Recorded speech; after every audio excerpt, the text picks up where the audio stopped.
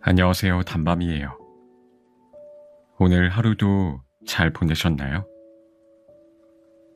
오늘은 여러분들께 처음 만나는 한국 민담이란 책을 읽어드리려고 해요.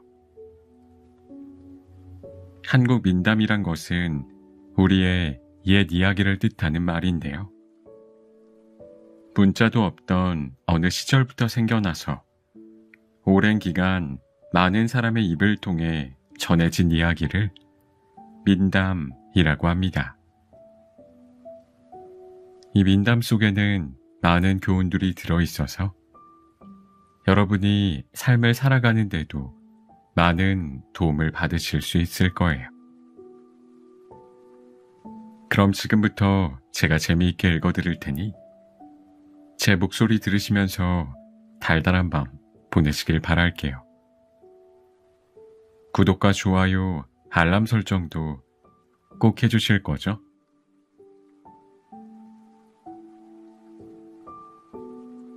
개로 환생한 어머니. 옛날에 아주 지독하게 살림만 하는 할머니가 있었습니다. 할머니는 15살에 결혼해서 아들, 딸, 남매를 낳고는 80살이 넘도록 평생 바깥 외출 한번 제대로 해보지 못했습니다. 남편은 2 어린아이만 남겨두고 일찍 세상을 떠나버렸습니다. 그래서 할머니는 아이들을 혼자 키우느라 힘들게 일만 했던 것입니다. 아들, 딸이 결혼하고 나서는 손주들을 돌보느라고 세월 가는 줄도 모른 채 일만 하며 살았습니다.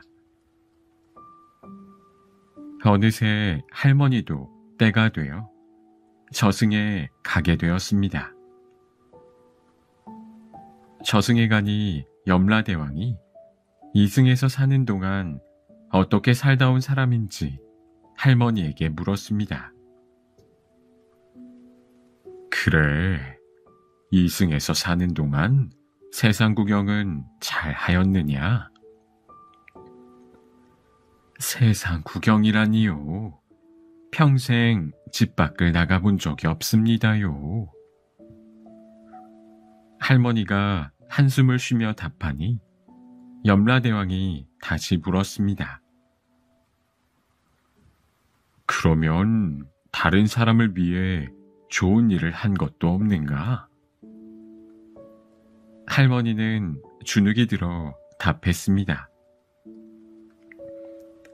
아이고, 남편이 일찍 세상을 떠나고 저 혼자 2 아이를 키우려다 보니 어디 다른 생각을 할 겨를이 있어야지요. 먹고 사느라 바빠서 남 일은 생각하지도 못했네요. 아, 얼마 전에 옆집에 집 1단을 빌려준 적은 있는데. 염라대왕은 할머니 말을 듣고는 버럭 화를 냈습니다. 이런, 평생 자기 살림만 하며 살았구나. 그대는 도로 이승으로 가서 개가 되어 그 살림을 지켜주는 일이나 해라. 염라대왕의 말에 할머니는 한숨이 절로 나왔습니다. 아니, 평생 일만 하다 살며 저승에 왔는데 도로 이승에 가서 또 일을 하라니. 하지만 어쩔 수 없었습니다. 저승에서 명을 내리면 한낱 인간은 그저 따를 수밖에 없습니다. 할머니는 편안히 저승으로 가지 못하고 개로 환생하여 이 세상에 다시 오게 되었습니다. 할머니의 아들은 할머니가 돌아가신 뒤로는 마음이 허전하여 일할 맛도 나지 않았습니다. 며칠 동안 기운도 차리지 못했습니다. 그런데 어느 날 장에 갔다 오던 길에 어디선가 개 한 마리가 쫄래쫄래 따라오는 것이었습니다. 아들은 안 그래도 마음이 허전했는데 마침 잘 되었다 싶었습니다. 아들은 그 개를 집으로 데리고 왔고 그날부터 개는 아들 집에서 살게 되었습니다. 개는 낯선 사람이 집 근처에 어슬렁거리면 득달같이 달려들어 지저대었고 아들 말도 잘 알아들었습니다.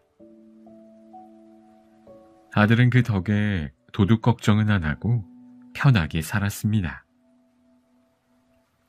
하루는 할머니의 며느리가 고기를 잔뜩 구워둔 후에 이웃집에 놀러 갔습니다. 개는 대문 밖을 향해 앉은 채 빈 집을 지키고 있었는데 부엌 쪽에서 솔솔 바람을 타고 풍겨오는 고기 냄새에 정신을 차릴 수가 없었습니다. 난 집이나 지켜야 하는 개야. 며느리가 모처럼 아들을 먹이려고 고기를 구워놨는데 그걸 내가 먹어버리면 안 되지. 개가 된 어머니는 고기를 먹고 싶은 마음이 점점 커져오는 것을 억지로 누르고 있었습니다. 그러나 고기 냄새가 솔솔 코끝을 간지리는데 당해낼 수가 없었습니다. 결국 참지 못하고 부엌에 들어가 구워놓은 고기를 전부 먹어버렸습니다. 한참 후에 며느리가 집으로 돌아와 보니 개가 부엌문 앞에서 입맛을 다시고 있었습니다. 혹시나 싶어 구운 고기를 담아두었던 채반을 들어보니 고기 한 점 남김없이 비어 있었습니다. 며느리는 머리 끝까지 화가 나서 아궁이에 있던 부직갱이를 들고 개를 마구 두드려 팼습니다. 모처럼 돈이 생겨 고기를 구워놨더니 이놈의 개가 전부 다 먹어치웠네. 이 못된 놈. 며느리 등살을 참지 못하고 개는 집 밖으로 뛰쳐나갔습니다. 고기 좀 집어 먹었다고 며느리한테 두들겨 맞은 것을 생각하니 개는 한없이 서러웠습니다. 개는 집에도 못 들어가고 한동안 동네 어귀를 서성이다 옆 마을에 사는 딸이 생각났습니다. 한쪽 다리를 절뚝거리며 딸네 집을 찾아갔지만 차마 집에 들어갈 수는 없었습니다. 그 집에 들어가 딸을 불러봐야 딸에게는 멍멍 소리밖에 안 들릴 테니까 말입니다. 잠시 후 마당에 빨래를 널러 나왔던 딸이 대문 앞에서 서성이는 개를 보았습니다. 딸이 손을 내밀며 개에게 다가가자 개는 딸을 보고는 그저 닭똥 같은 눈물을 뚝뚝 흘렸습니다. 개야, 무슨 일이 있었니? 왜 이렇게 눈물을 흘리고 있니? 딸은 눈물 흘리는 개가 안쓰러워 쓰다듬어 주고 있었습니다. 그런데 그때 집 앞을 지나가던 스님이 딸과 개를 유심히 보더니 딸에게 말했습니다. 이 개는 당신 어머니네요. 생전에 살림을 알뜰히해서 개가 되어 살림을 지키려고 환생한 것이랍니다. 이 모습을 벗어나게 해주려면 조선팔도 돌아다니며 세상 구경을 시켜주세요. 딸은 스님의 말을 듣고 깜짝 놀라 개를 데리고 오빠에게 찾아갔습니다. 그리고 스님이 해준 말을 전했습니다. 아들은 그때 막 집에 들어와 부인이 개를 쫓았다는 얘기를 듣고는 안타까워하고 있던 참이었습니다. 아이고, 우리 어머니, 그런 줄도 모르고. 아들은 불쌍하고 죄송한 마음에 한참 눈물을 흘렸습니다. 아들은 곧바로 살림을 모두 팔아 여비를 마련하였습니다. 그리고 개를 커다란 바구니 안에 넣어 지게에 짊어지고 길을 떠났습니다. 물론 바구니에는 이불을 깔아 어머니가 편히 앉아있을 수 있도록 하였습니다. 그렇게 아들은 어머니를 모시고 여기저기 좋다는 곳을 찾아다녔습니다. 가는 곳마다 그곳이 어떤 곳인지 열심히 설명도 해주면서 말입니다. 어머니, 여기는 아주 오래되고 유명한 절이에요. 여기 경치가 참 좋지요. 임금님도 와서 목욕하신 곳이래요. 이곳은 장이 아주 크고 없는 것 없이 다 있다고 하네요. 구경 좀 하고 갈까요? 아들은 그렇게 조선 팔도를 다 다니며 좋은 숙소에서 맛난 음식도 대접하면서 어머니에게 세상 구경을 시켜주었습니다. 개도 무척 좋아하는 것 같았습니다. 어느 날은 아들이 지치고 피곤해서 냇가에 지게를 내려놓고 잠시 쉬고 있었습니다. 그리고 깜빡 잠이 들어서는 한참을 자다 일어났습니다. 그러고는 다시 길을 가려고 보니 지게가 온데간데 없이 사라졌습니다. 아들은 깜짝 놀라 주변을 돌아보았지만 아무것도 찾을 수 없었습니다. 아들은 어머니를 부르며 땅을 치고 우는 수밖에 도리가 없었습니다. 그때 한 스님이 다가와 왜 그렇게 서럽게 울고 있느냐고 물었습니다. 우리 어머니가 평생 일만 하다 개로 환생하여 세상 구경을 시켜드려야 한다기에 여기까지 좋은 경치를 구경시켜 드렸습니다. 그런데 잠시 한눈 파는 사이에 사라졌지 뭡니까? 아들이 통곡하며 자초지종을 말하였더니 스님은 어머니를 만나려면 자신을 따라오라고 했습니다. 아들이 무슨 일인가 싶어 스님을 따라갔는데 스님은 깊은 산속으로 자꾸자꾸 들어가기만 했습니다. 한참 가다 보니 커다란 절이 나타났습니다. 스님이 이끄는 대로 따라가 보니 대웅전에 어머니가 부처가 되어서 앉아 있었습니다. 스님은 이제 어머니가 생전에 한을 풀고 좋은 곳으로 가셨다고 말해 주었습니다. 아들은 스님에게 고맙다고 인사하고 부처가 된 어머니에게 큰 절을 올린 뒤 가벼운 발걸음으로 집으로 돌아왔습니다. 아들 내외는 열심히 일하면서 살림을 일으켜 잘 살았다고 합니다.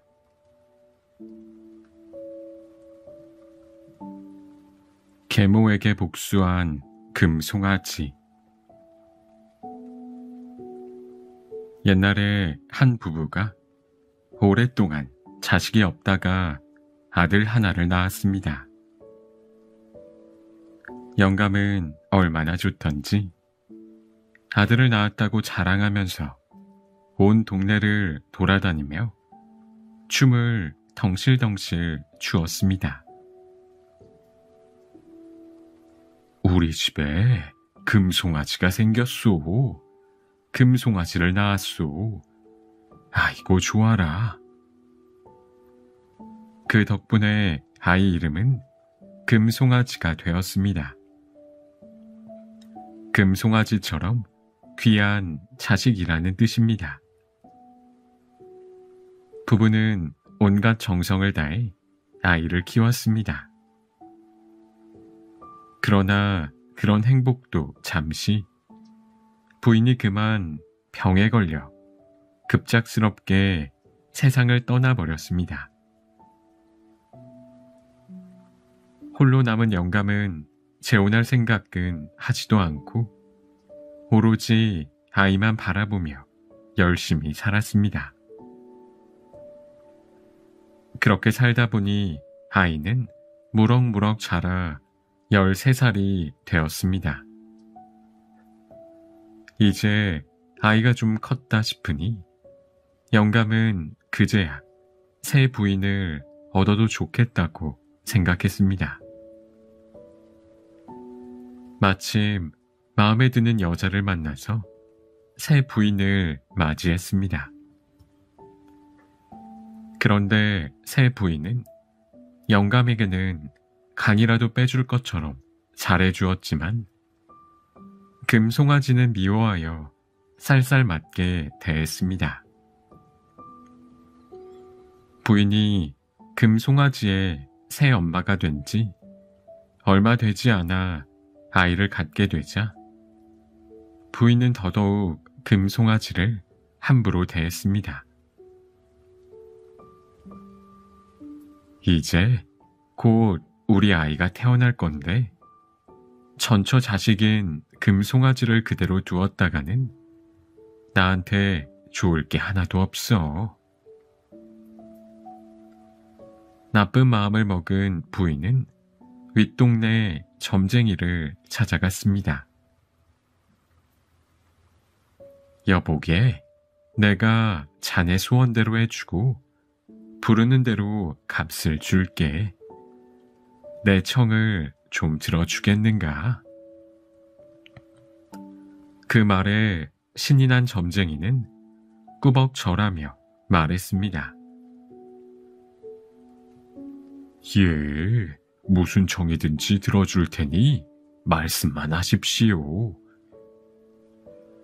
내가 요새 아이를 가져서 그러는지 자꾸 몸도 아프고 안 좋소.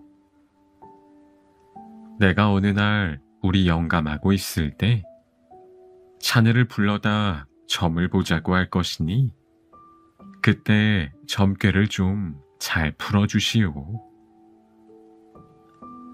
점쟁이는 비굴한 웃음을 지으면서 말했습니다.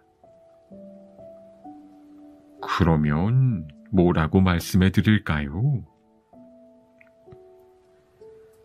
내가 잘못되면 나뿐만 아니라 내 뱃속에 든 아이도 성치 못할 테니 두 사람이 죽게 돼요. 그런데 그 두 사람을 살리려면 금송아지의 간을 내어 먹어야만 한다고 말해 주시오. 점쟁이는 깜짝 놀라 벌쩍 뛰었습니다.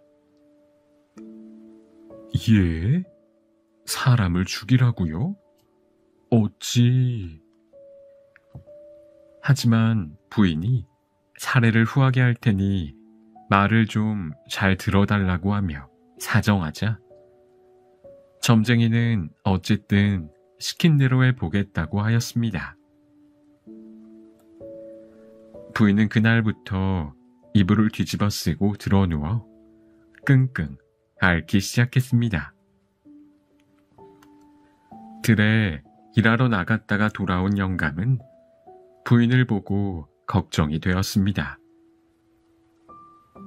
아니, 요새 자꾸 그렇게 알아 누워서 어찌합니까? 많이 아파요? 부인은 일부러 더 큰 소리로 끙끙 앓으며 말했습니다. 에고, 내 암만 해도 죽을 것 같습니다. 내가 죽으면 우리 아기도 죽을 텐데 어쩌나. 그러면서 숨을 헉헉대고 몸을 이리 뒹굴 저리 뒹굴하며 방 안을 굴렀습니다. 영감이 어찌할 바를 몰라 발을 동동 구르고 있을 때 부인은 짐짓 모른 체하고는 부탁이니 들어달라고 했습니다. 여보, 내일 아침 윗동네 점쟁이나 불러주세요. 내가 왜 이렇게 아픈지 이유를 모르겠으니 점이라도 좀 보게 해주시면 소원이 없겠습니다. 영감은 이튿날 아침 일찍 윗동네 점쟁이를 불러왔습니다. 무슨 일이든 다 얘기해주게. 속이 시원하게 점괘가 나오는 대로 다 풀어놓으시게.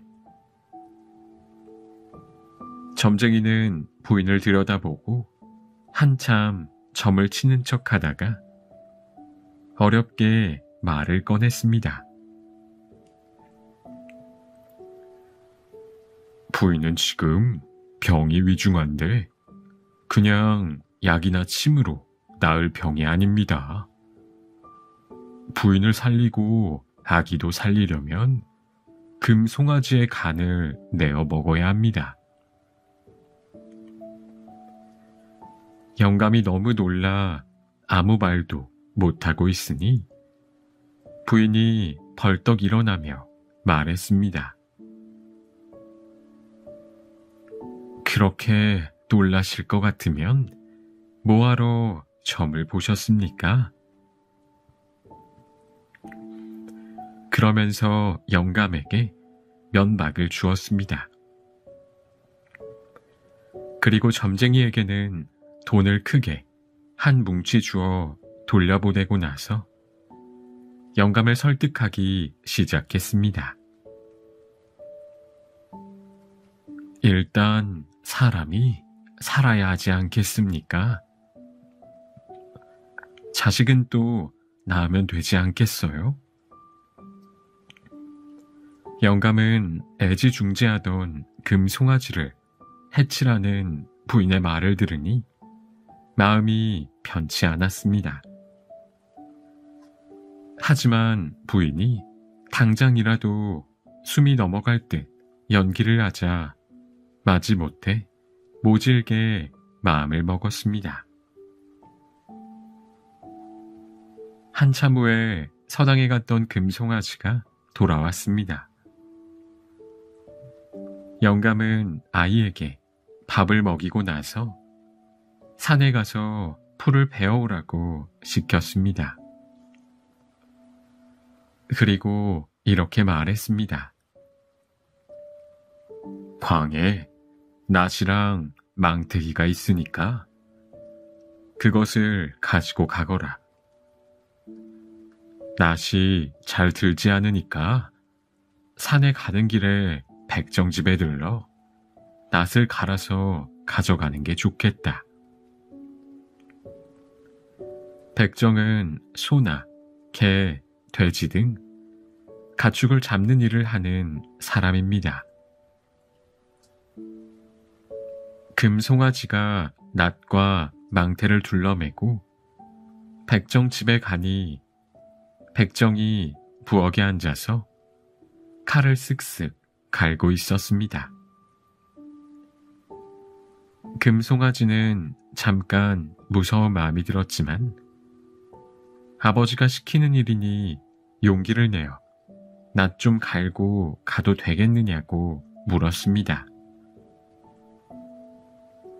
백정은 이미 금송아지의 아버지와 다 약속이 되어 있었습니다. 금송아지가 숫돌에 칼을 갈고 있을 때 백정이 갑자기 나타나 칼로 금송아지를 해치려고 했습니다. 그 순간 백정의 부인이 뛰어들어와 백정의 배를 걷어차서 말렸습니다. 에이, 못된 사람 같으니라고. 그 나쁜 놈 말을 듣고 돈 몇 푼에 이 어린아이를 해치려고 한단 말입니까? 그 간이 그렇게 먹고 싶거든 저 마당에 있는 개의 간을 내가라 하세요. 백정 부인이 호령하자 백정은 아무 말도 못하고 부인의 말을 들을 수밖에 없었습니다. 백정 부인은 금송아지의 아버지가 백정에게 찾아와서 부탁할 때 방 안에서 그 이야기를 다 듣고 있었습니다. 그러고는 백정이 진짜로 아이를 해치려고 하자 냅다 몸을 날려 막아선 것이었습니다. 백정 부인은 놀라서 기절해버린 금송아지를 방으로 데리고 들어가서 잘 보살펴 주었습니다. 잠시 후 금송아지가 깨어나자 백정 부인은 무슨 일이 있었는지 자세히 이야기해 주었습니다.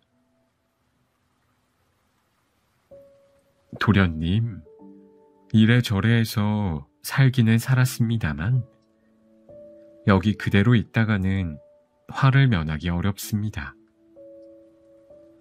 저희도 도련님을 살려준 것을 도련님 부모에게 들키면 목숨을 부지하기 어려울 수도 있으니 도련님은 어디든지 멀리 가세요.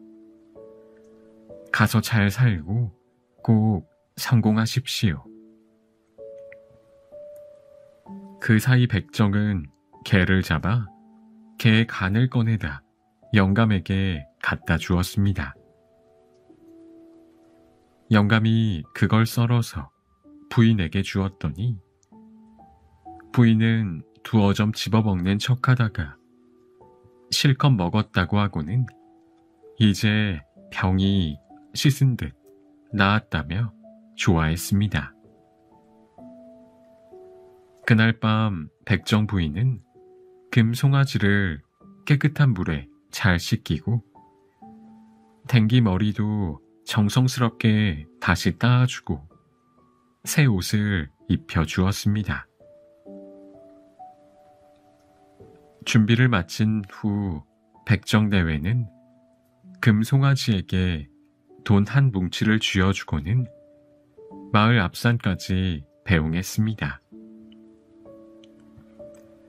금송아지는 감사한 마음에 눈물을 흘리며 백정대회를 몇 번이나 돌아보다 깊은 산속으로 들어갔습니다.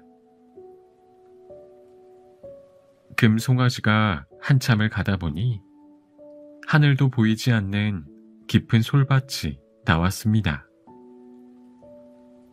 그곳에서 범상치 않은 빛이 보였습니다. 금송아지가 이상하게 생각하고 빛이 비치는 곳으로 가보니 무덤이 있었습니다.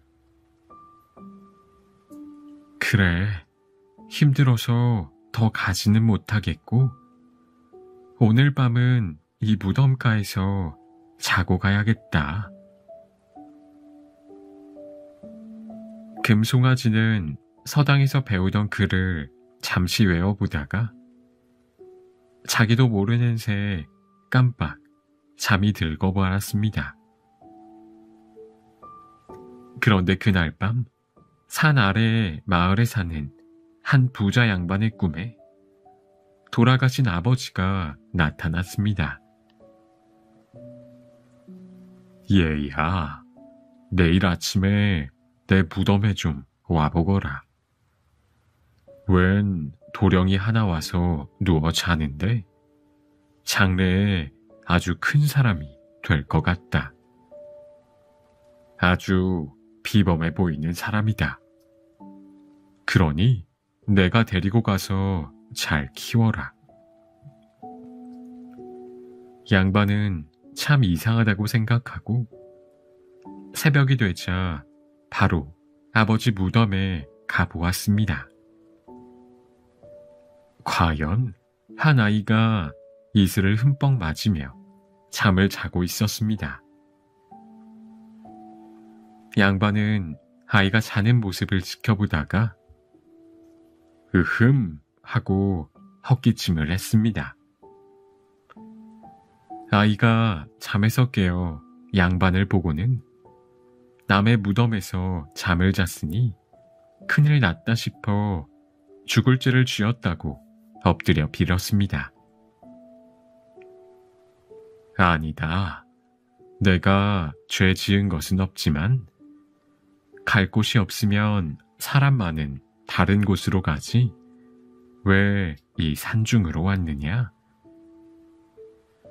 예, 저는 일찍 부모를 여의고 갈 곳이 없어 정처 없이 헤매다 보니 여기까지 오게 되었습니다. 금송아지는 대충 둘러대었습니다. 마침 양반에게는 자식이 없었는데 꿈에서 아버지가 하신 말씀도 있고 금송아지가 똘똘해 보이기도 하여 양반은 금송아지를 자기 자식 삼아 키우기로 했습니다. 금송아지는 양반에게 고맙다고 100배 절하고 그날부터 양반과 함께 살았습니다. 양반이 선생을 불러 금송아지를 가르쳤고 금송아지는 열심히 공부하여 17살쯤 되었을 때는 이미 과거를 볼 실력도 충분히 갖추게 되었습니다. 그러나 양반 내외는 복이 있어 귀한 자식을 얻게 된 만큼 신중하게 살아야 한다며 금송아지 나이가 20살이 되었을 때 과거를 보게 했습니다. 20살에 과거를 본 금송아지는 장원급제하여 고을을 다스리는 원님이 되었습니다. 임금이 어느 곳에 원님을 하고 싶냐 물으니 금송아지는 자기 고향으로 가고 싶다고 했습니다. 임금도 허락하여 금송아지는 고향의 원님으로 부임하게 되었습니다. 금송아지는 화려한 행차를 하고 고향을 찾아갔는데 금송아지 일행이 고향 마을에 들어서자 밭에서 일하던 한 할머니가 행차를 보고 중얼거렸습니다. 아이고, 저 행차는 어디로 가는 것인지 잘도 차려서 간다. 우리 금송아지도 있었으면 저렇게 됐을걸. 금송아지는 자신의 행차를 보며 중얼거리는 할머니를 보고 아랫사람을 시켜 할머니를 모셔오게 하였습니다. 할머니는 당황해서 외쳤습니다. 아이고, 저는 아무 죄도 없습니다. 금송아지는 자기 말에 올라앉으라고 하여 할머니와 함께 길을 갔습니다. 조금 가다 보니 움막에서 신을 삼던 할아버지가 밖으로 나와 머리 위에 손을 얹고는 행차를 바라보며 중얼거렸습니다. 그 행차는 어디로 가는 행차인지 잘도 차려서 간다. 우리 금송아지가 있었으면 저렇게 됐을 텐데. 금송아지는 그 할아버지도 함께 말에 태운 뒤 고을에 들어갔습니다. 그 할아버지와 할머니는 예전에 금송아지를 살려주었던 백정 부부였습니다. 금송아지는 백정 부부를 잘 씻기고 좋은 옷을 입혀 방에 모신 뒤 자기를 몰라보겠느냐고 하며 인사를 했습니다. 금송아지는 백정 부부 덕에 자신이 살 수 있었다며 고맙다고 인사를 했습니다. 그런 후 본래 아버지도 찾아모셔왔습니다. 그리고 자기 자식을 위해 자신의 간을 내어 먹으려고 했던 새어머니는 크게 벌을 주었습니다. 그 뒤 금송아지는 장가도 가고 백정 부부와 자기 아버지를 정성껏 모시고 호강시키면서 행복하게 잘 살았답니다.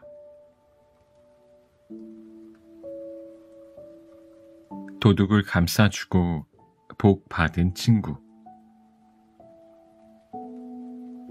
아주 친하게 지내는 두 선비가 있었습니다. 한 친구는 재산이 제법 있었지만 다른 한 친구는 먹고 살기가 어려웠습니다. 가난한 친구는 1년에 한 번씩 부자 친구에게 돈을 빌려다가 겨우 먹고 살았습니다. 그런데 그것도 매년 하다 보니 가난한 친구는 영 면목이 없었습니다. 이거 참, 아무리 친구가 부자라고 해도 매년 친구 덕에 먹고 사는 것도 못할 짓이구먼. 가난한 친구는 올해부터 부자 친구에게 돈을 빌리러 가지 말아야겠다고 생각했습니다. 하지만 친구의 도움을 받지 않고 버티려니 그것도 너무 힘들었습니다. 아이들이 며칠씩 굶어 기운이 쭉 빠진 채 다니는 것을 보니 도저히 안 되겠다 싶었습니다. 가난한 친구는 할 수 없이 부자 친구를 다시 찾아갔습니다. 부자 친구는 버선발로 뛰어나와 가난한 친구를 반갑게 맞이하였습니다. 안 그래도 자네가 늘 봄이 되면 찾아왔으니 올해도 오겠지 싶어 오늘 오려나 내일 오려나 기다리고 있었네. 두 친구는 함께 바둑도 두고 저녁 밥도 먹으며 한참 이야기를 나누었습니다. 가난한 친구는 부자 친구와 반갑게 만나 이야기를 하고 놀면서도 굶주림에 지친 아이들 얼굴이 떠올라 마음이 편치 않았습니다. 가난한 친구는 한참을 망설이다가 잘 시간이 지나서야 부자 친구에게 어렵게 이야기를 꺼냈습니다. 여보게, 내가 매년 자네에게 이렇게 부탁하는 것도 영 염치가 없어서 올해는 정말 안 하려고 했는데 말이야. 도저히 힘들어서 안 되겠구먼. 아이들이 며칠씩 굶고 있어. 이번에도 좀 도와줄 수 없겠나? 그런데 여느 때와 다르게 부자 친구의 안색이 좋지 않았습니다. 아이고, 내가 자네 사정을 모르는 것도 아니지만 나도 요새 사정이 썩 좋질 않아.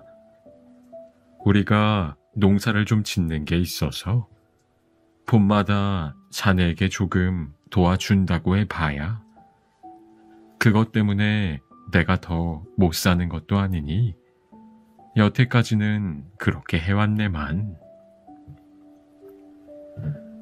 가난한 친구는 그저 부자 친구의 말을 듣고 있을 수밖에 없었습니다.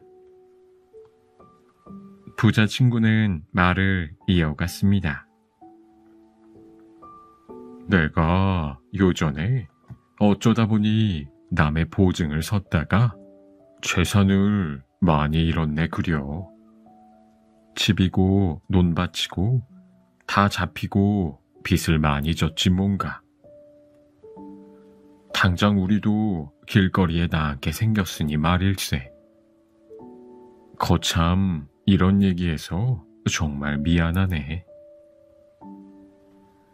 가난한 친구는 자기 아이들이 밥 굶는 것도 걱정이었지만 친구의 사정을 듣고 보니 그 집도 딱한지라 뭐라 할 수도 없고 함께 앉아 걱정만 하고 있었습니다. 이튿날 아침밥을 먹은 뒤 가난한 친구가 집에 가려고 인사를 하였는데 부자 친구도 가난한 친구도 그저 무거운 마음을 감출 수가 없었습니다. 가난한 친구가 떠난 뒤 부자 친구의 며느리가 조용히 찾아와 말했습니다. 아버님, 실은 제가 어쩌녁에 아버님 방 앞을 지나가다 아버님과 손님께서 이야기하시는 것을 잠시 엿들었습니다. 손님이 아직 멀리 가시지는 못했을 텐데 다시 좀 손님을 불러와 주시겠습니까? 부자 친구는 영문을 몰랐지만 며느리가 진지한 얼굴로 부탁하니 안 들어줄 수도 없어 그 길로 뛰쳐나가 친구를 다시 불러왔습니다.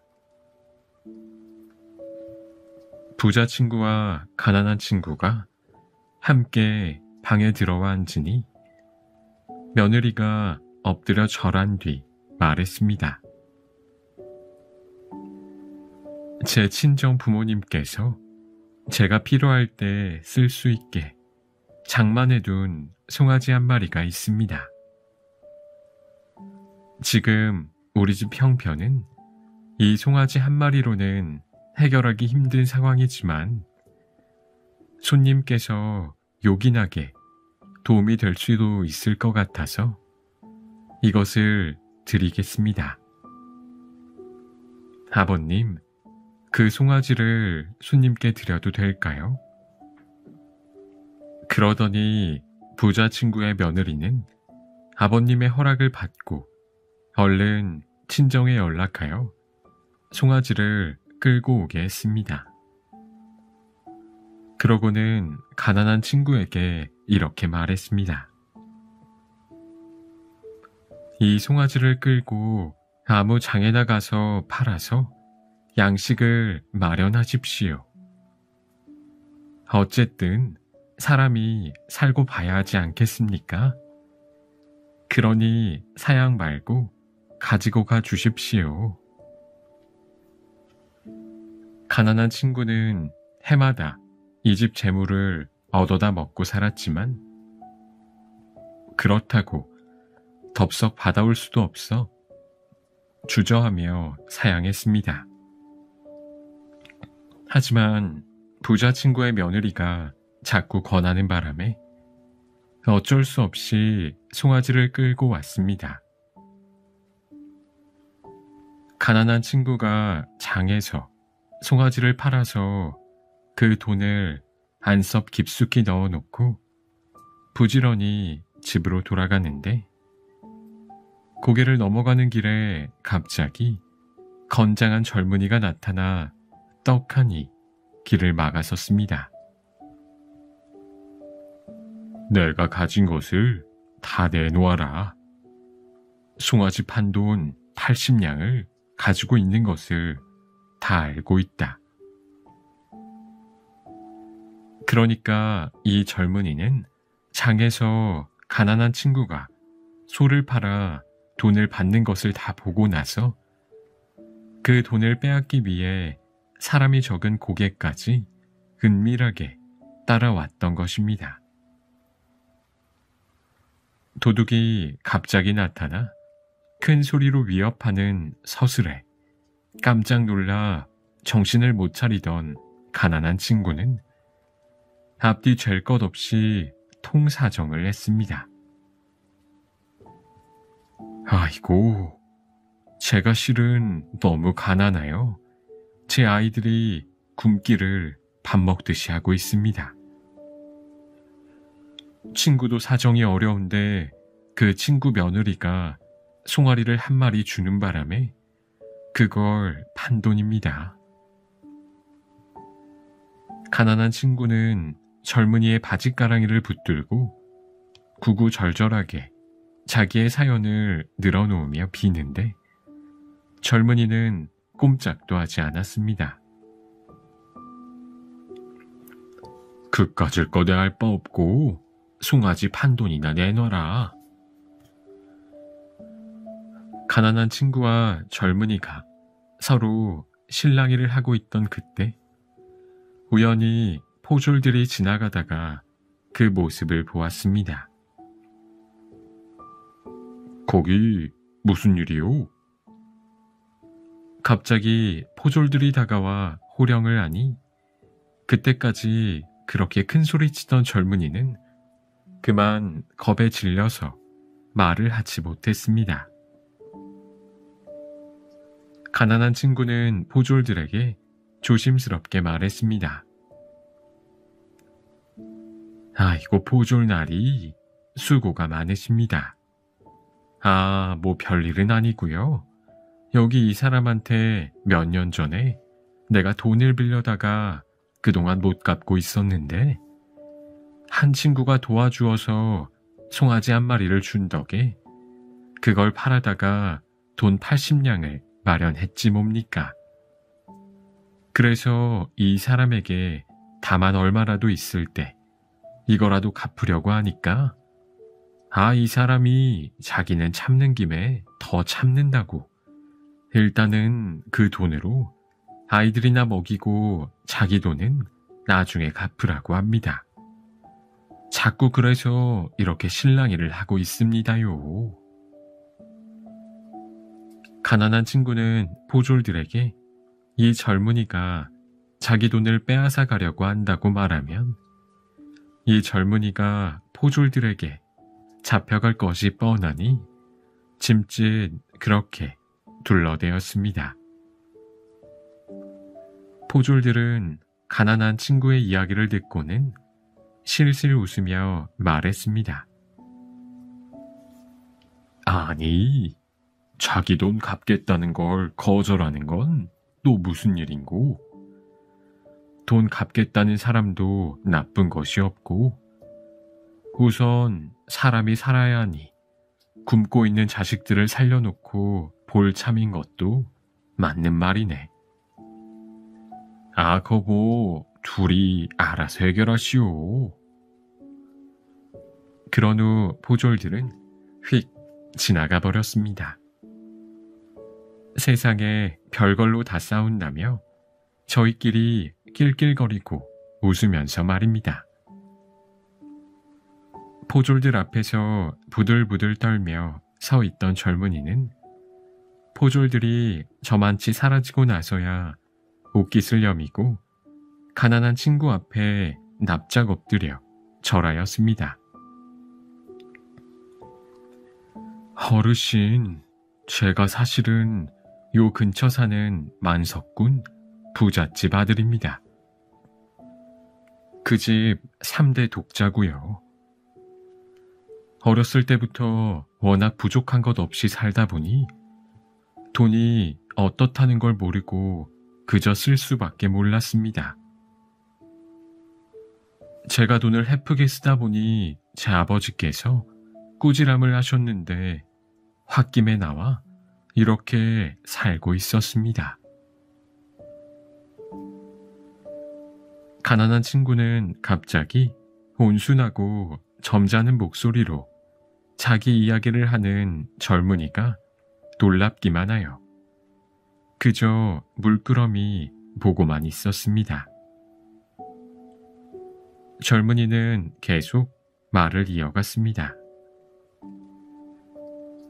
워낙 부족함 없이 돈을 쓰던 사람이 돈 없이는 못 살겠는지라 이렇게 남의 돈을 빼앗아 제가 쓰고 싶은 대로 쓰면서 살고 있었습니다.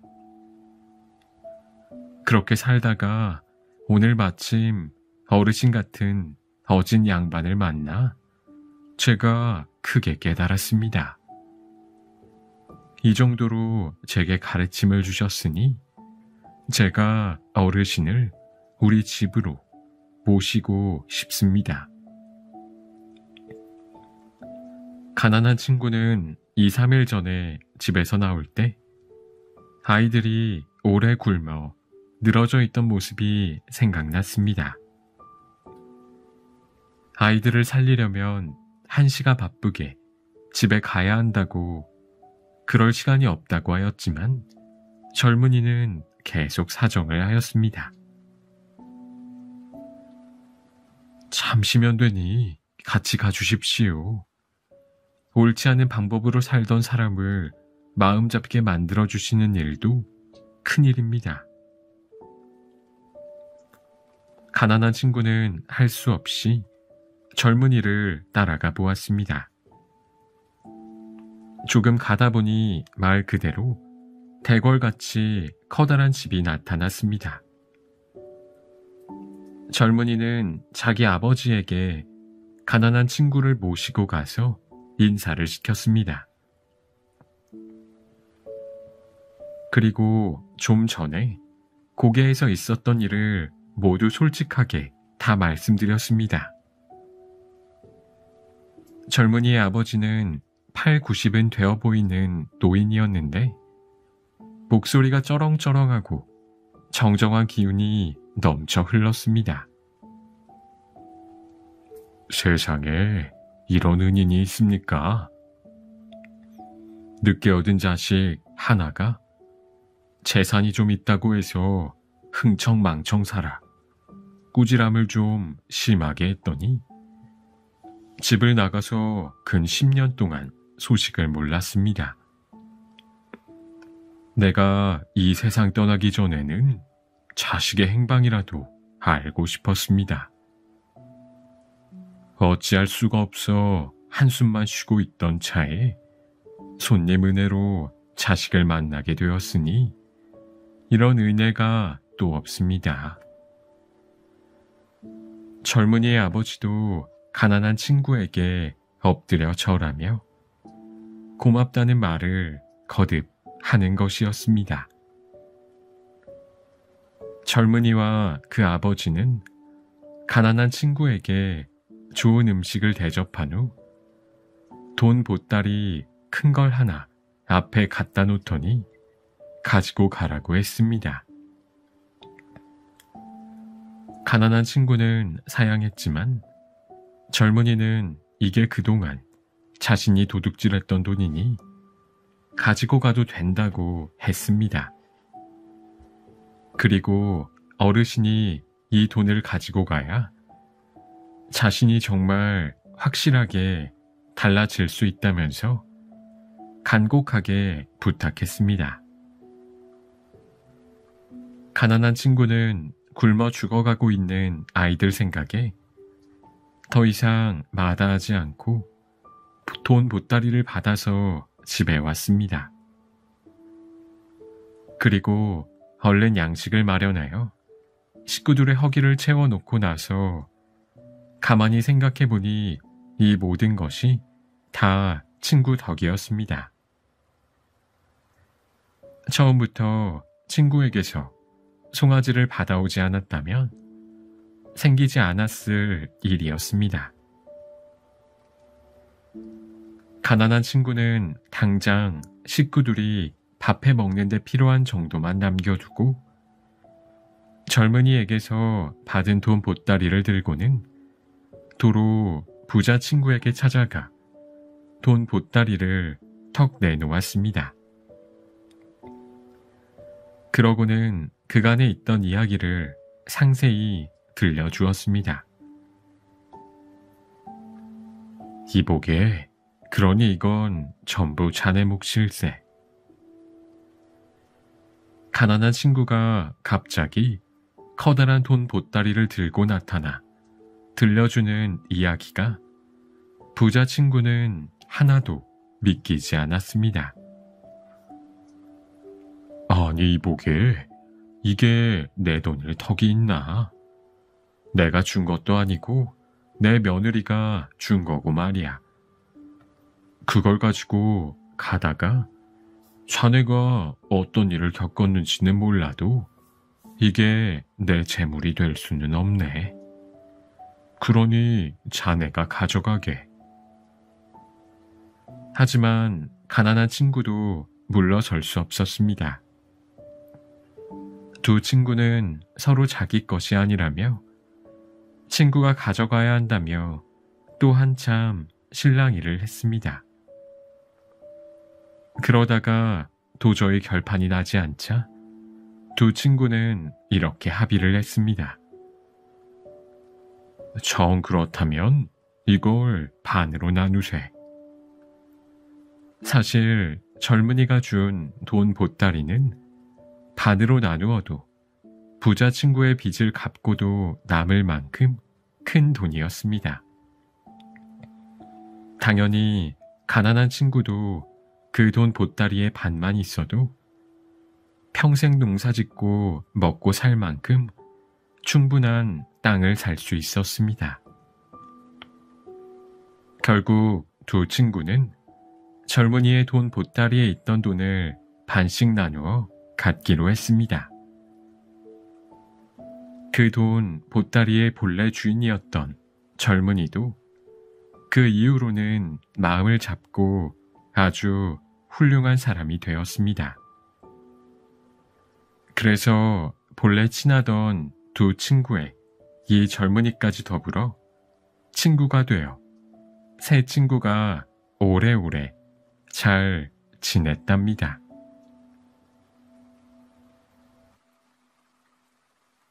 개로 환생한 어머니. 옛날에 아주 지독하게 살림만 하는 할머니가 있었습니다. 할머니는 15살에 결혼해서 아들, 딸, 남매를 낳고는 80살이 넘도록 평생 바깥 외출 한번 제대로 해보지 못했습니다. 남편은 두 어린아이만 남겨두고 일찍 세상을 떠나버렸습니다. 그래서 할머니는 아이들을 혼자 키우느라 힘들게 일만 했던 것입니다. 아들, 딸이 결혼하고 나서는 손주들을 돌보느라고 세월 가는 줄도 모른 채 일만 하며 살았습니다. 어느새 할머니도 때가 되어 저승에 가게 되었습니다.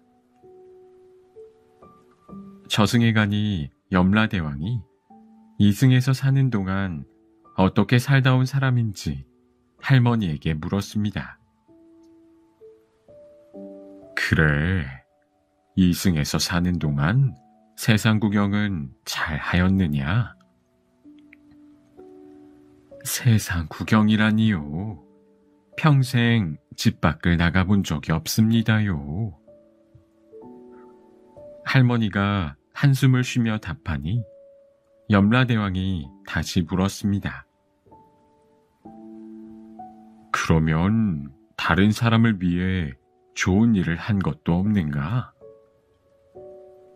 할머니는 주눅이 들어 답했습니다. 아이고, 남편이 일찍 세상을 떠나고 저 혼자 두 아이를 키우려다 보니 어디 다른 생각을 할 겨를이 있어야지요. 먹고 사느라 바빠서 남 일은 생각하지도 못했네요. 아, 얼마 전에 옆집에 집 한 단을 빌려준 적은 있는데. 염라대왕은 할머니 말을 듣고는 버럭 화를 냈습니다. 이런, 평생 자기 살림만 하며 살았구나. 그대는 도로 이승으로 가서 개가 되어 그 살림을 지켜주는 일이나 해라. 염라대왕의 말에 할머니는 한숨이 절로 나왔습니다. 아니, 평생 일만 하다 살며 저승에 왔는데 도로 이승에 가서 또 일을 하라니. 하지만 어쩔 수 없었습니다. 저승에서 명을 내리면 한낱 인간은 그저 따를 수밖에 없습니다. 할머니는 편안히 저승으로 가지 못하고 개로 환생하여 이 세상에 다시 오게 되었습니다. 할머니의 아들은 할머니가 돌아가신 뒤로는 마음이 허전하여 일할 맛도 나지 않았습니다. 며칠 동안 기운도 차리지 못했습니다. 그런데 어느 날 장에 갔다 오던 길에 어디선가 개 한 마리가 쫄래쫄래 따라오는 것이었습니다. 아들은 안 그래도 마음이 허전했는데 마침 잘 되었다 싶었습니다. 아들은 그 개를 집으로 데리고 왔고 그날부터 개는 아들 집에서 살게 되었습니다. 개는 낯선 사람이 집 근처에 어슬렁거리면 득달같이 달려들어 지저대었고 아들 말도 잘 알아들었습니다.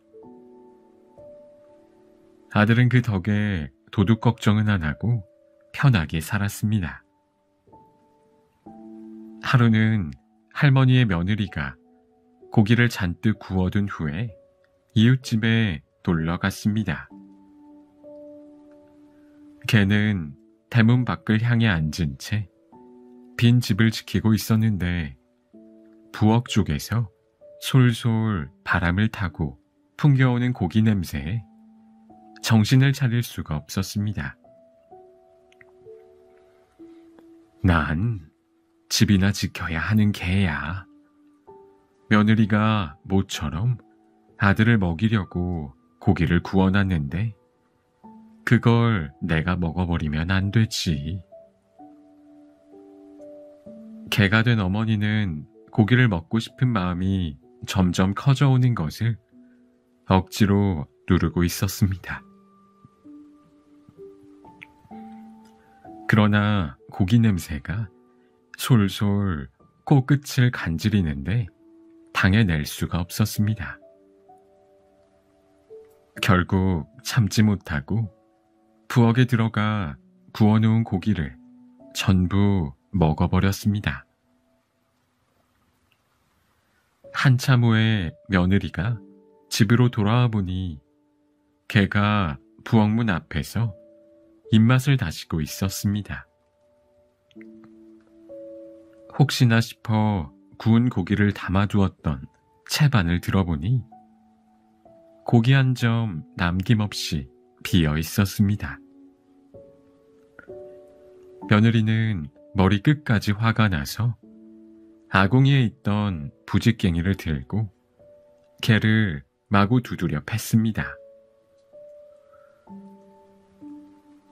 모처럼 돈이 생겨 고기를 구워놨더니 이놈의 개가 전부 다 먹어치웠네. 이 못된 놈.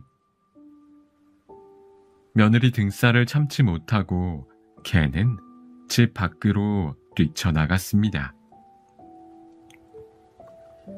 고기 좀 집어 먹었다고 며느리한테 두들겨 맞은 것을 생각하니 개는 한없이 서러웠습니다.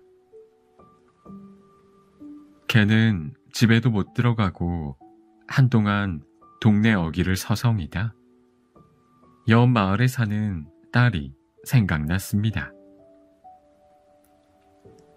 한쪽 다리를 절뚝거리며 딸네 집을 찾아갔지만 차마 집에 들어갈 수는 없었습니다. 그 집에 들어가 딸을 불러봐야 딸에게는 멍멍 소리밖에 안 들릴 테니까 말입니다. 잠시 후 마당에 빨래를 널러 나왔던 딸이 대문 앞에서 서성이는 개를 보았습니다. 딸이 손을 내밀며 개에게 다가가자 개는 딸을 보고는 그저 닭똥 같은 눈물을 뚝뚝 흘렸습니다. 개야, 무슨 일이 있었니? 왜 이렇게 눈물을 흘리고 있니?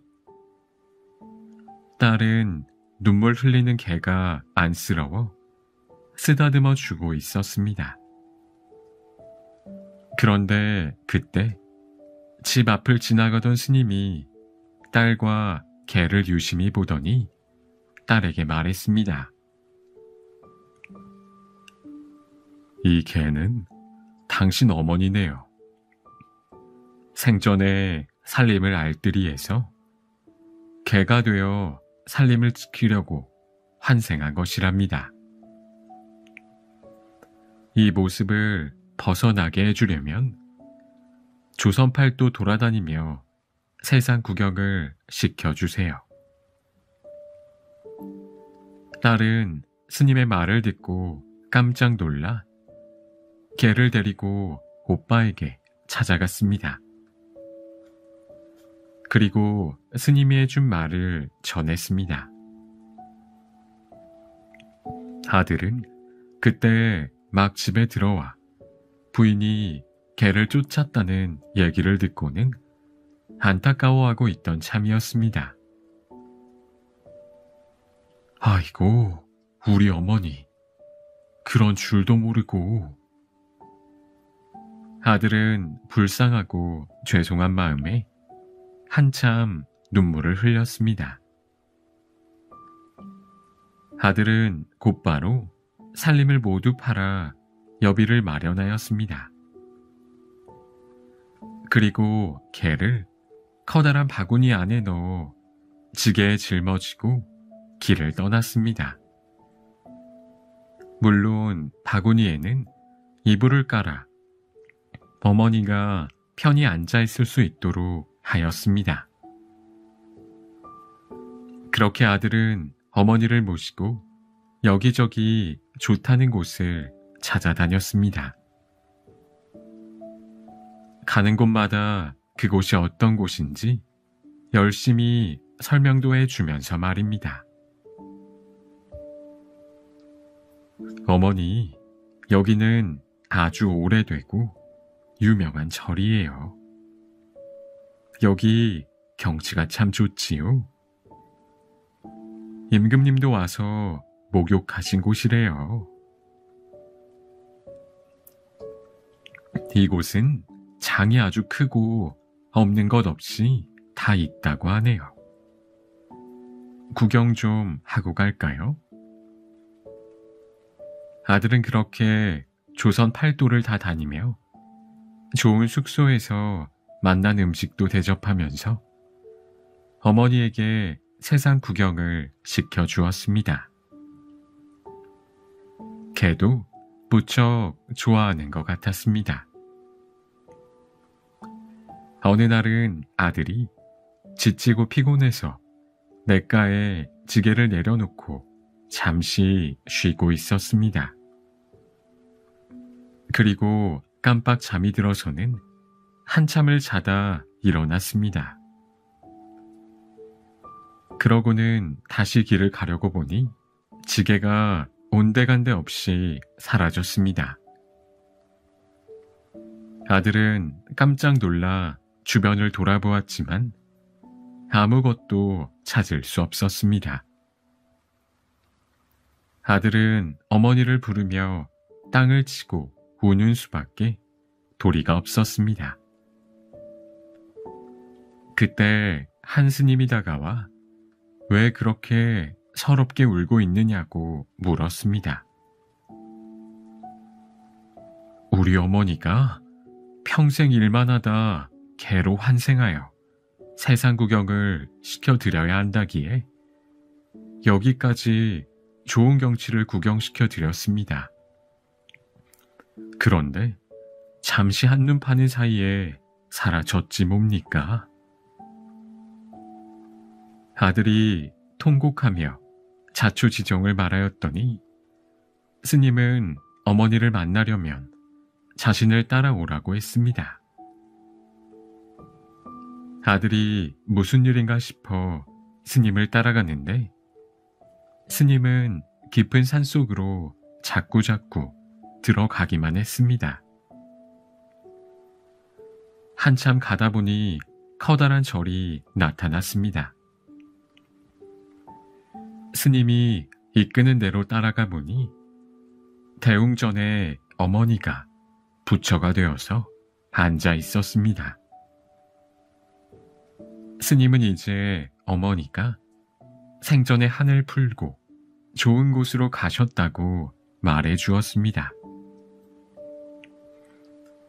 아들은 스님에게 고맙다고 인사하고 부처가 된 어머니에게 큰 절을 올린 뒤 가벼운 발걸음으로 집으로 돌아왔습니다.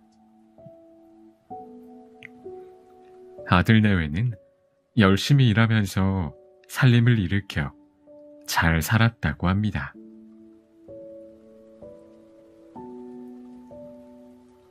계모에게 복수한 금송아지. 옛날에 한 부부가 오랫동안 자식이 없다가 아들 하나를 낳았습니다. 영감은 얼마나 좋던지 아들을 낳았다고 자랑하면서 온 동네를 돌아다니며 춤을 덩실덩실 추었습니다. 우리 집에 금송아지가 생겼소. 금송아지를 낳았소. 아이고 좋아라. 그 덕분에 아이 이름은 금송아지가 되었습니다. 금송아지처럼 귀한 자식이라는 뜻입니다. 부부는 온갖 정성을 다해 아이를 키웠습니다. 그러나 그런 행복도 잠시 부인이 그만 병에 걸려 급작스럽게 세상을 떠나버렸습니다. 홀로 남은 영감은 재혼할 생각은 하지도 않고 오로지 아이만 바라보며 열심히 살았습니다. 그렇게 살다 보니 아이는 무럭무럭 자라 13살이 되었습니다. 이제 아이가 좀 컸다 싶으니 영감은 그제야 새 부인을 얻어도 좋겠다고 생각했습니다. 마침 마음에 드는 여자를 만나서 새 부인을 맞이했습니다. 그런데 새 부인은 영감에게는 간이라도 빼줄 것처럼 잘해주었지만 금송아지는 미워하여 쌀쌀맞게 대했습니다. 부인이 금송아지의 새 엄마가 된 지 얼마 되지 않아 아이를 갖게 되자 부인은 더더욱 금송아지를 함부로 대했습니다. 이제 곧 우리 아이가 태어날 건데 전처 자식인 금송아지를 그대로 두었다가는 나한테 좋을 게 하나도 없어. 나쁜 마음을 먹은 부인은 윗동네 점쟁이를 찾아갔습니다. 여보게, 내가 자네 소원대로 해주고 부르는 대로 값을 줄게. 내 청을 좀 들어주겠는가? 그 말에 신이 난 점쟁이는 꾸벅 절하며 말했습니다. 예, 무슨 청이든지 들어줄 테니 말씀만 하십시오. 내가 요새 아이를 가져서 그러는지 자꾸 몸도 아프고 안 좋소. 내가 어느 날 우리 영감하고 있을 때 자네를 불러다 점을 보자고 할 것이니 그때 점괘를 좀 잘 풀어주시오. 점쟁이는 비굴한 웃음을 지으면서 말했습니다. 그러면 뭐라고 말씀해 드릴까요? 내가 잘못되면 나뿐만 아니라 내 뱃속에 든 아이도 성치 못할 테니 두 사람이 죽게 돼요. 그런데 그 두 사람을 살리려면 금송아지의 간을 내어 먹어야만 한다고 말해 주시오. 점쟁이는 깜짝 놀라 벌쩍 뛰었습니다. 예? 사람을 죽이라고요? 어찌... 하지만 부인이 사례를 후하게 할 테니 말을 좀 잘 들어달라고 하며 사정하자 점쟁이는 어쨌든 시킨 대로 해보겠다고 하였습니다. 부인은 그날부터 이불을 뒤집어 쓰고 드러누워 끙끙 앓기 시작했습니다.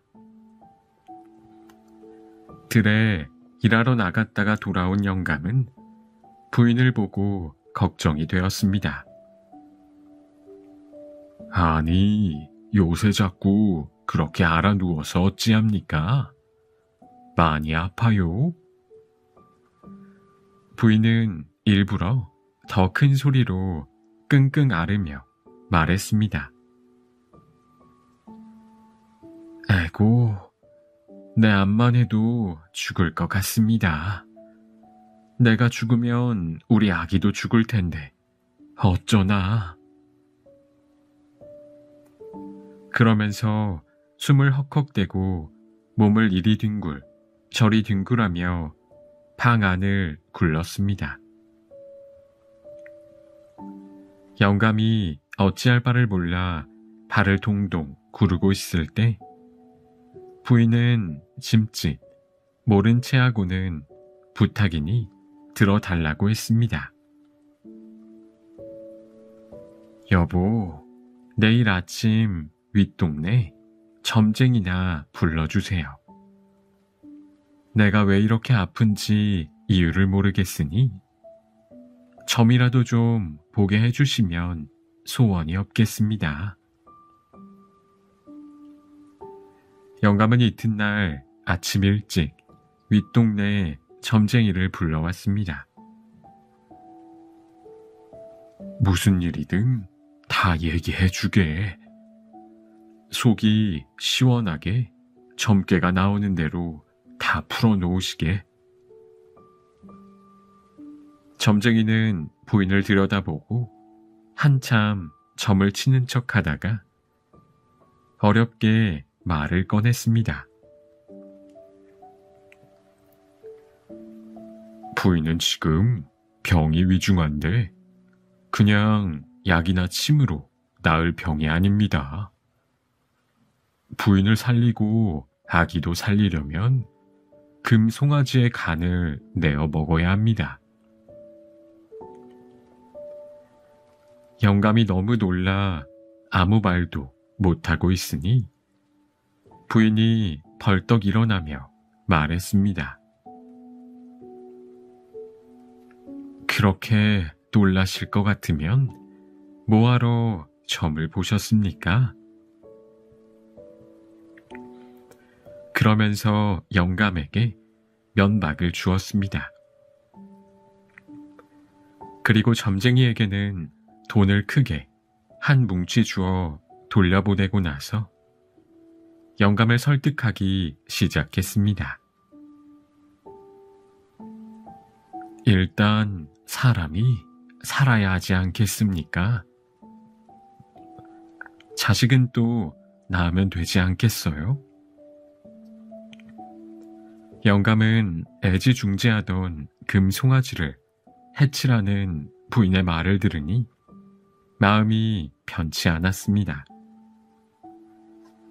하지만 부인이 당장이라도 숨이 넘어갈 듯 연기를 하자 마지못해 모질게 마음을 먹었습니다.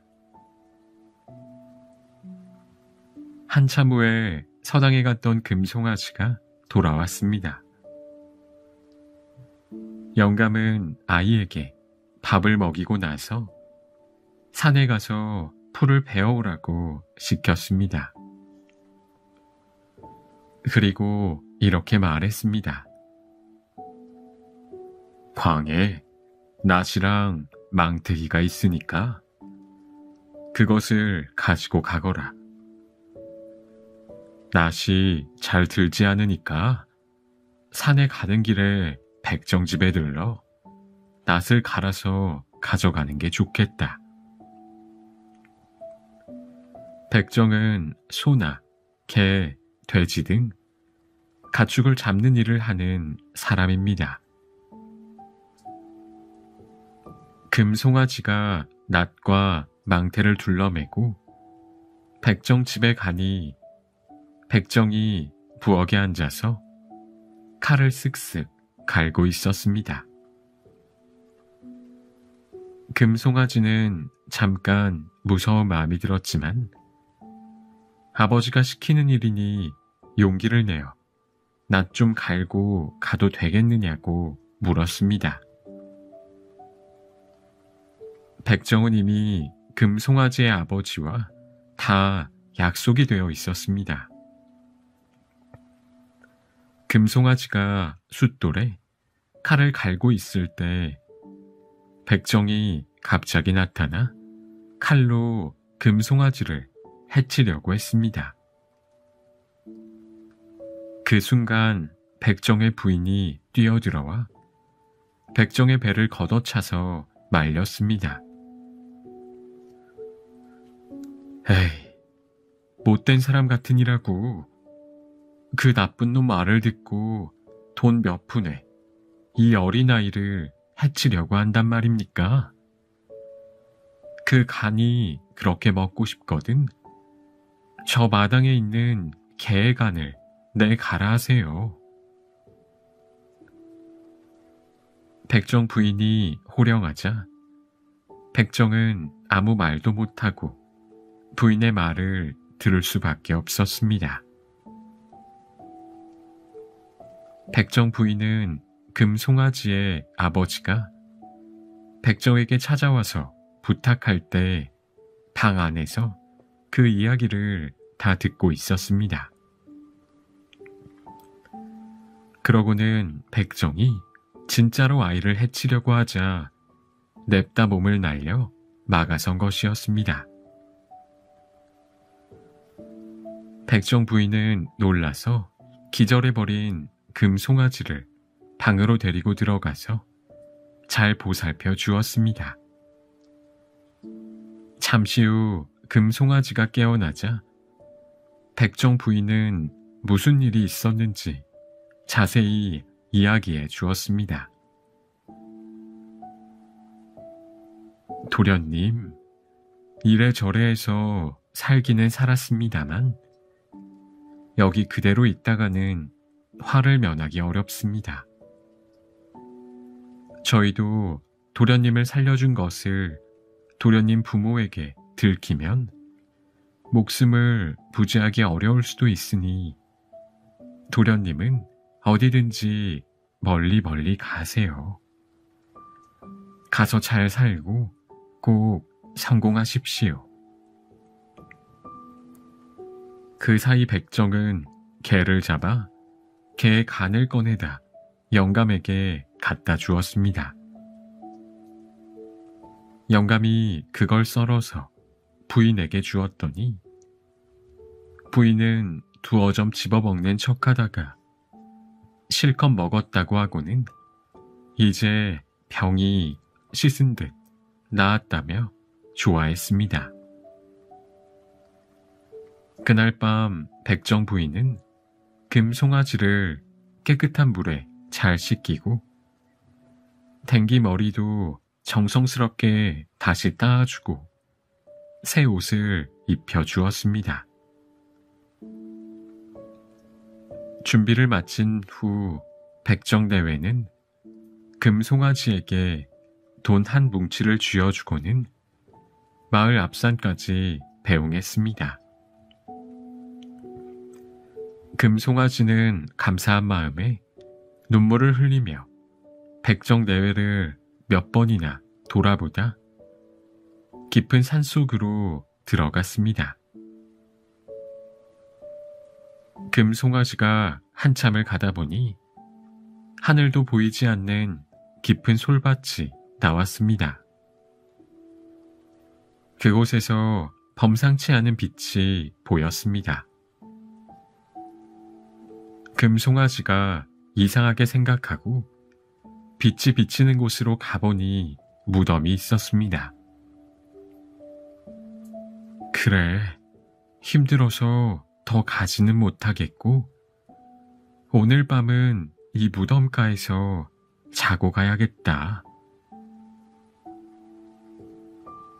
금송아지는 서당에서 배우던 글을 잠시 외워보다가 자기도 모르는 새 깜빡 잠이 들고 말았습니다.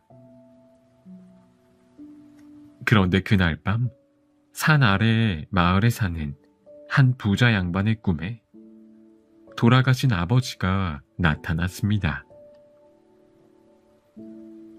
얘야, 내일 아침에 내 무덤에 좀 와보거라. 웬 도령이 하나 와서 누워 자는데 장래에 아주 큰 사람이 될 것 같다. 아주 비범해 보이는 사람이다. 그러니 내가 데리고 가서 잘 키워라. 양반은 참 이상하다고 생각하고 새벽이 되자 바로 아버지 무덤에 가보았습니다. 과연 한 아이가 이슬을 흠뻑 맞으며 잠을 자고 있었습니다. 양반은 아이가 자는 모습을 지켜보다가 으흠 하고 헛기침을 했습니다. 아이가 잠에서 깨어 양반을 보고는 남의 무덤에서 잠을 잤으니 큰일 났다 싶어 죽을 죄를 지었다고 엎드려 빌었습니다. 아니다. 내가 죄 지은 것은 없지만 갈 곳이 없으면 사람 많은 다른 곳으로 가지 왜 이 산중으로 왔느냐? 예, 저는 일찍 부모를 여의고 갈 곳이 없어 정처 없이 헤매다 보니 여기까지 오게 되었습니다. 금송아지는 대충 둘러대었습니다.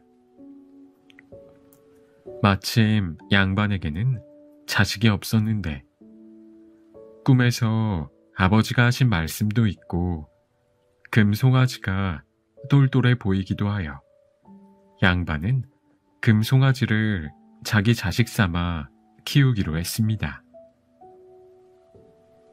금송아지는 양반에게 고맙다고 100배 절하고 그날부터 양반과 함께 살았습니다. 양반이 선생을 불러 금송아지를 가르쳤고 금송아지는 열심히 공부하여 17살쯤 되었을 때는 이미 과거를 볼 실력도 충분히 갖추게 되었습니다. 그러나 양반 내외는 복이 있어 귀한 자식을 얻게 된 만큼 신중하게 살아야 한다며 금송아지 나이가 20살이 되었을 때 과거를 보게 했습니다. 20살에 과거를 본 금송아지는 장원급제하여 고을을 다스리는 원님이 되었습니다. 임금이 어느 곳에 원님을 하고 싶냐 물으니 금송아지는 자기 고향으로 가고 싶다고 했습니다.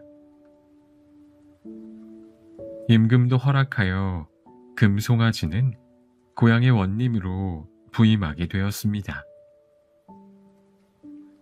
금송아지는 화려한 행차를 하고 고향을 찾아갔는데 금송아지 일행이 고향 마을에 들어서자 밭에서 일하던 한 할머니가 행차를 보고 중얼거렸습니다.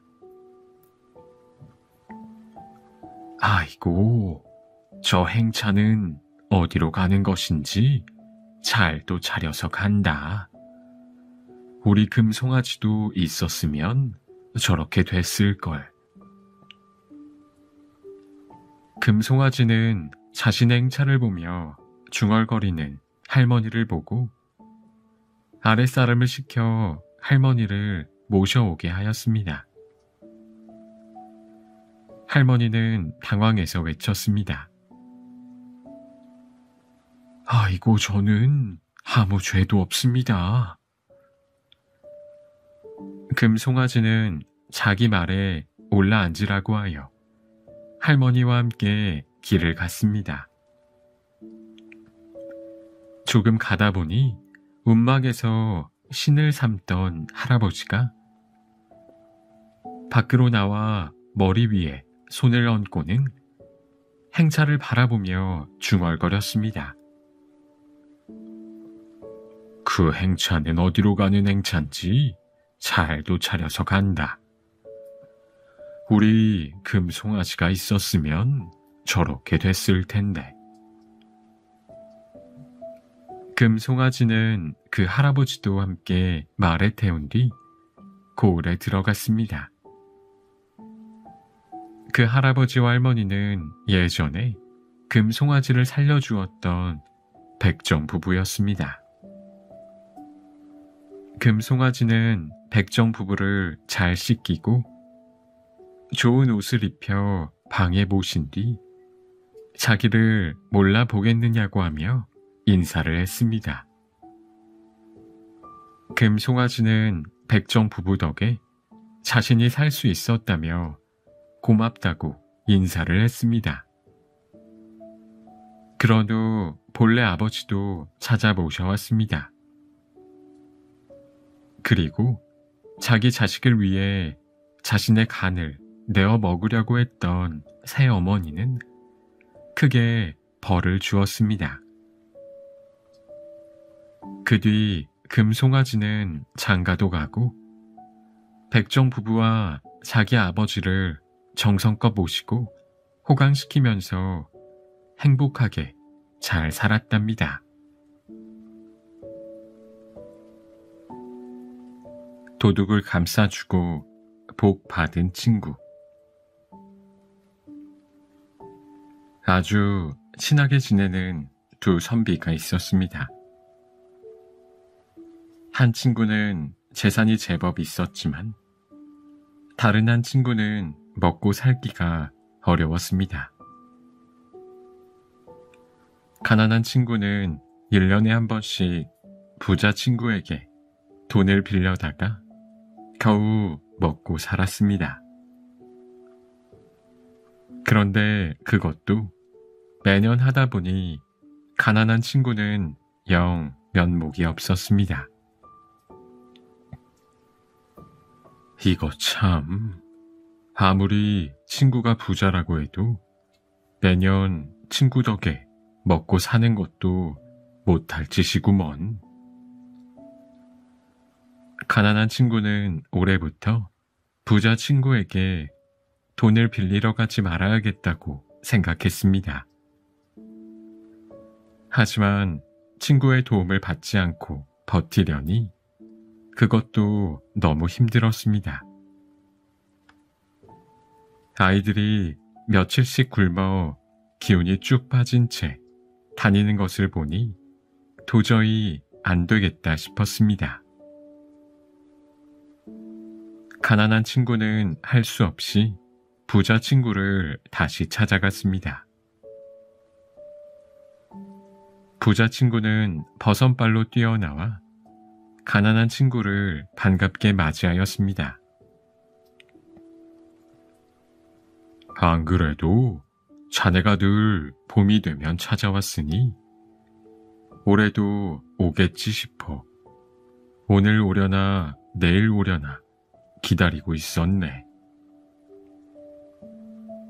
두 친구는 함께 바둑도 두고 저녁 밥도 먹으며 한참 이야기를 나누었습니다.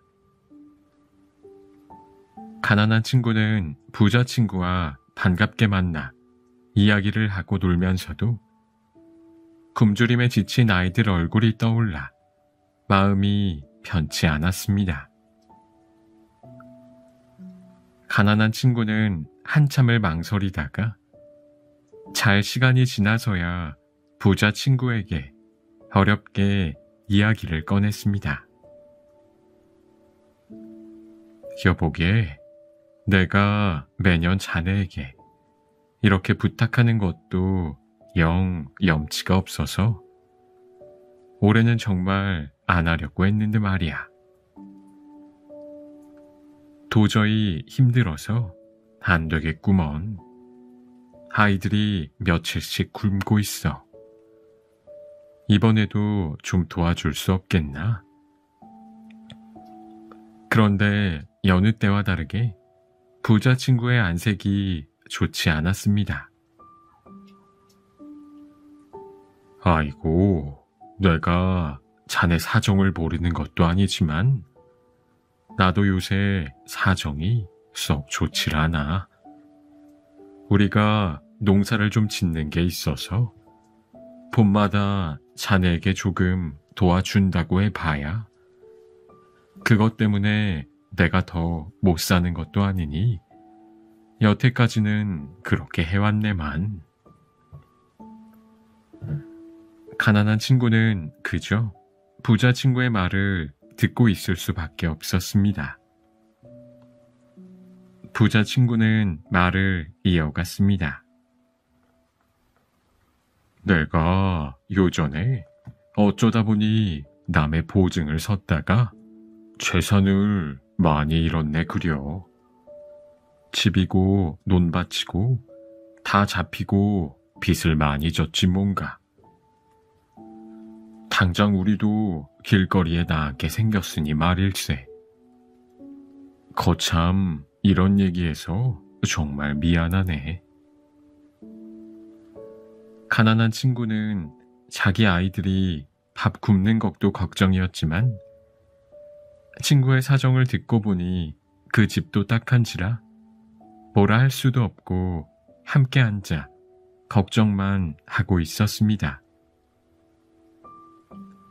이튿날 아침밥을 먹은 뒤 가난한 친구가 집에 가려고 인사를 하였는데 부자 친구도 가난한 친구도 그저 무거운 마음을 감출 수가 없었습니다. 가난한 친구가 떠난 뒤 부자 친구의 며느리가 조용히 찾아와 말했습니다.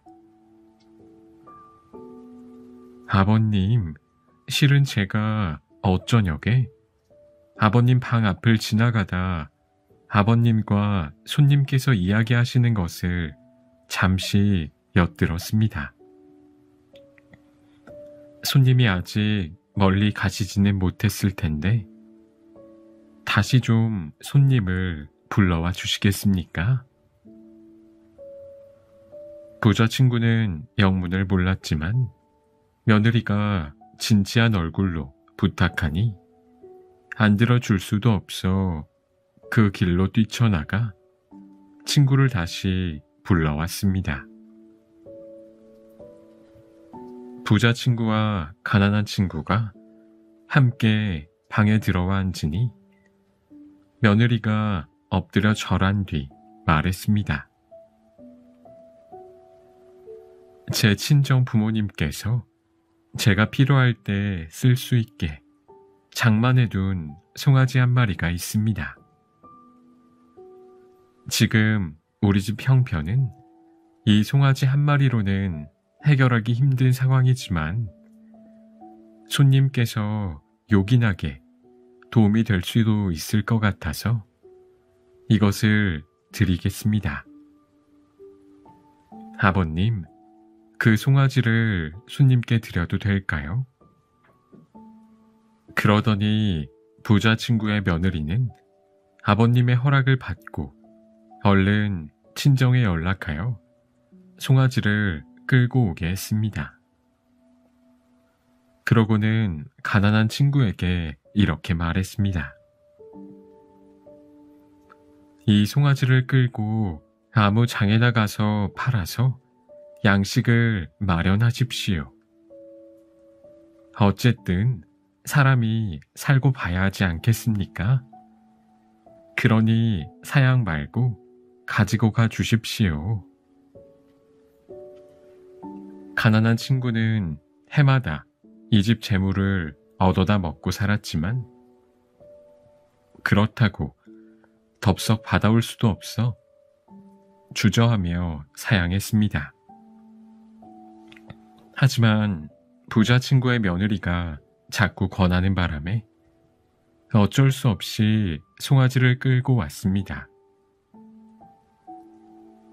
가난한 친구가 장에서 송아지를 팔아서 그 돈을 안썹 깊숙이 넣어놓고 부지런히 집으로 돌아가는데 고개를 넘어가는 길에 갑자기 건장한 젊은이가 나타나 떡하니 길을 막아섰습니다. 내가 가진 것을 다 내놓아라. 송아지 판 돈 80냥을 가지고 있는 것을 다 알고 있다. 그러니까 이 젊은이는 장에서 가난한 친구가 소를 팔아 돈을 받는 것을 다 보고 나서 그 돈을 빼앗기 위해 사람이 적은 고개까지 은밀하게 따라왔던 것입니다. 도둑이 갑자기 나타나 큰 소리로 위협하는 서슬에 깜짝 놀라 정신을 못 차리던 가난한 친구는 앞뒤 잴 것 없이 통사정을 했습니다. 아이고, 제가 실은 너무 가난해요. 제 아이들이 굶기를 밥 먹듯이 하고 있습니다. 친구도 사정이 어려운데 그 친구 며느리가 송아리를 한 마리 주는 바람에 그걸 판 돈입니다. 가난한 친구는 젊은이의 바짓가랑이를 붙들고 구구절절하게 자기의 사연을 늘어놓으며 비는데 젊은이는 꼼짝도 하지 않았습니다.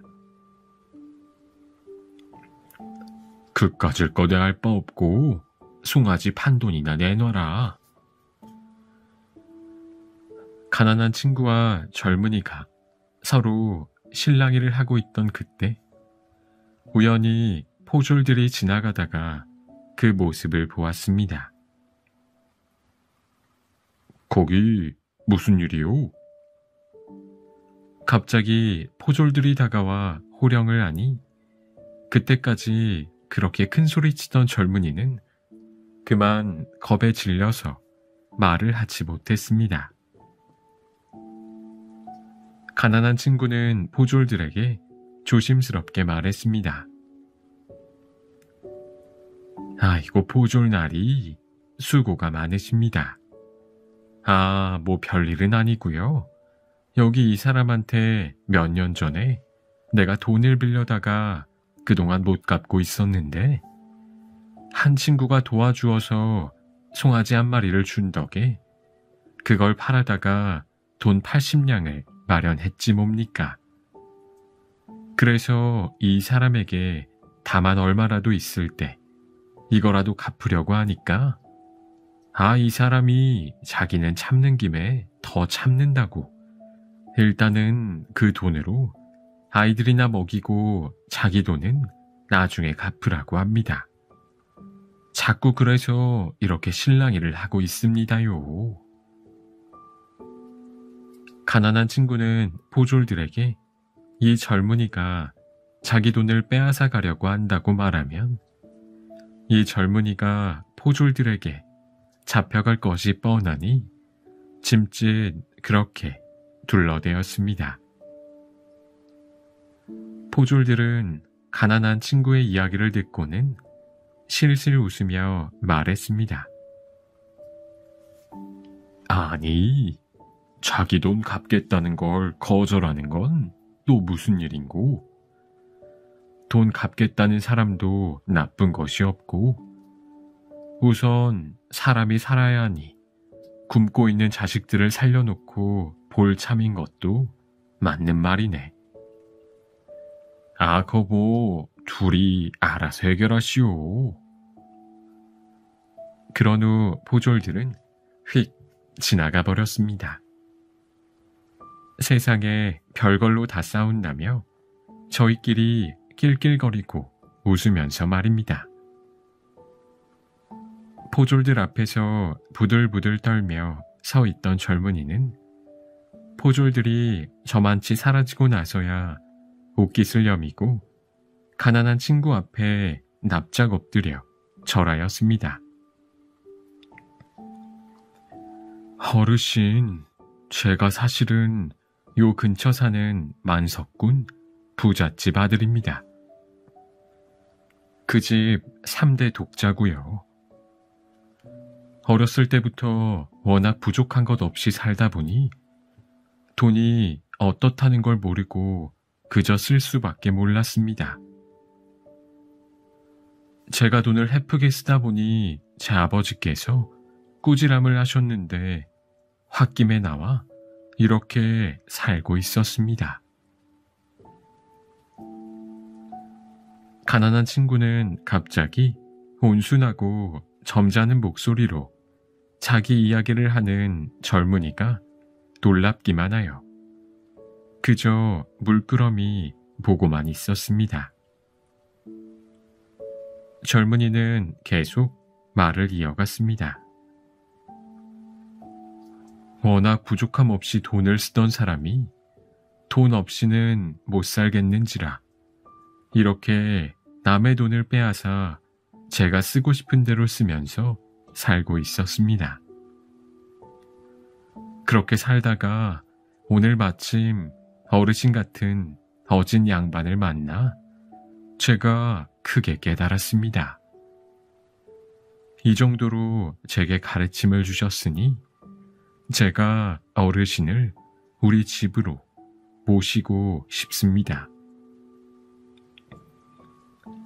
가난한 친구는 2, 3일 전에 집에서 나올 때 아이들이 오래 굶어 늘어져 있던 모습이 생각났습니다. 아이들을 살리려면 한시가 바쁘게 집에 가야 한다고 그럴 시간이 없다고 하였지만 젊은이는 계속 사정을 하였습니다. 잠시면 되니 같이 가주십시오. 옳지 않은 방법으로 살던 사람을 마음 잡게 만들어주시는 일도 큰일입니다. 가난한 친구는 할 수 없이 젊은이를 따라가 보았습니다. 조금 가다 보니 말 그대로 대궐같이 커다란 집이 나타났습니다. 젊은이는 자기 아버지에게 가난한 친구를 모시고 가서 인사를 시켰습니다.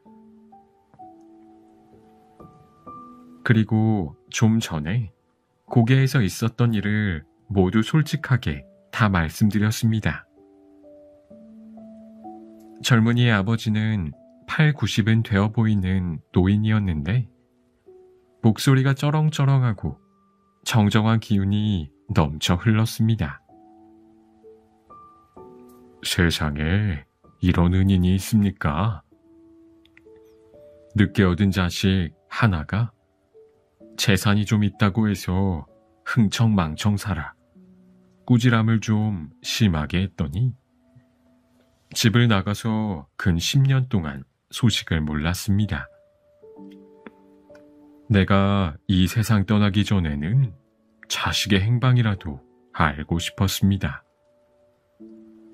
어찌할 수가 없어 한숨만 쉬고 있던 차에 손님 은혜로 자식을 만나게 되었으니 이런 은혜가 또 없습니다. 젊은이의 아버지도 가난한 친구에게 엎드려 절하며 고맙다는 말을 거듭 하는 것이었습니다.